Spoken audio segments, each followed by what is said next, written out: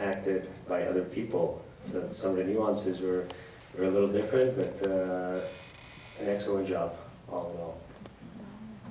Tell the story how your mother met your father. So the story of how my mother met my father, which is actually the story of how I came to be also. They said at the end of the movie that the PLO kept on threatening my grandfather and Sabena, so they sent him to South Africa. My father, the Lipschitz side of the family, Lithuanian Jews who immigrated to South Africa, big Zionists, and were in the process of making Aliyah to Israel. Most of the family already did, but my dad was still in South Africa, and through mutual acquaintances, Reginald and Dora, my grandparents, so we are calling them by their first names, moved into the house with my father. And my father lived with them for a year, and that's how they got to know each other. Technically, he met his in-laws before he even met his wife. And my mom, who was a stewardess with British Caledonian, came to visit in South Africa once, and they met. And that's how it started. My dad, like I said, they were strong Zionists, and my dad brought my mom to Israel, and she fell in love with it and felt it's the place where she always belonged.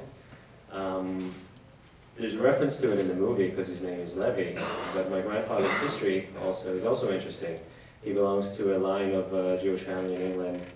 My mom was approached a few years ago by someone who brought her a family tree. We go back 500 years in England, but my grandfather did not grow up Jewish. His father or his grandfather kind of left his family and turned his back on Judaism. So although the name remained Levi, my grandfather had very little ties to Judaism. He was aware of it, but his wife Dora was not Jewish. So my mom really didn't have any affiliation to Judaism. And coming to Israel was a very, very emotional and spiritual experience for her. She converted in Israel, they got married, and a few years later, I joined this world. If that was the case, why did your grandfather ask the government to take care of his daughter? It's quite interesting. So, education.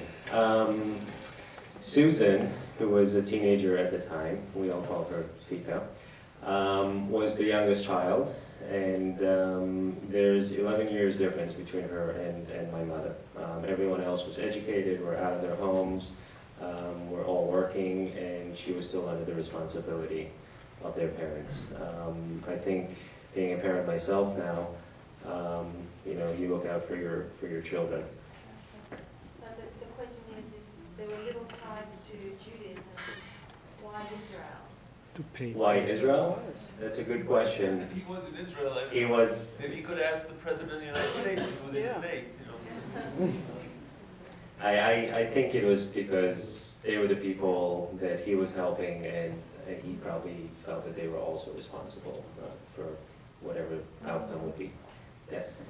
Did his feelings about Judaism change, or Israel change after this experience? So, even though the PLO threatened Sabena as well, a few years later he went back to fight for Sabena and flew for Sabena many, many years. He was responsible for bringing in the 747s into Sabena and kept on flying 747s. And I think once, twice a year they would come to Israel and spend time with us, and we would go and visit them in Belgium. I remember Kiddush dinners with him that he, do the Kiddush, and some discussions here and there. He was very much in support of our family living in Israel. My grandmother, not so much, I think. I think she felt, worried and concerned because of what happened with the hijacking, because her daughter was living in Israel, because of the threats from the PLO afterwards. It was a lot to bear. Did she keep a relationship with the young child? Did who keep a relationship? Grandmother. Her grandmother, the girl that was on the plane. I was actually wondering the same thing watching the movie. I seem to have some recollection when I was younger of meeting people that were involved in the hijacking, and I'm pretty sure I recall some kind of meeting, but I don't think there was such a strong connection afterwards. You mentioned that you didn't have a lot of recollection of what happened. Yeah, and she moved to Morocco for some years and then went back to Belgium. So I don't know if they really had a connection. Last question. Yes. I think the way you let Palestinians talk in your movie is like occupation is the only problem. If you give back everything, no more hijacking, no more problem. Why are you guys so afraid? I watch Israeli TV and Israeli movies to show the real nature of Arab. Look what they do to themselves. Why you always, like anything you see, it's like their side. You have to explain what is their problem. They don't want you. It doesn't matter what it is. Be strong. That's the real nature. You don't I think to be so right. I think we are strong. You are not. You let them talk 10 minutes. Palestinian cause, they don't want peace. They're never going to have peace with you. I really hope you go back home and you turn on the computer and you watch Bill Clinton talking in Rabin's 20th anniversary for death and listen. If you can't listen to the other side, there's no way you're going to get to a solution with the other side. Now, they don't like us. There is no solution. You see, so what do you want to do? You want to live without a solution?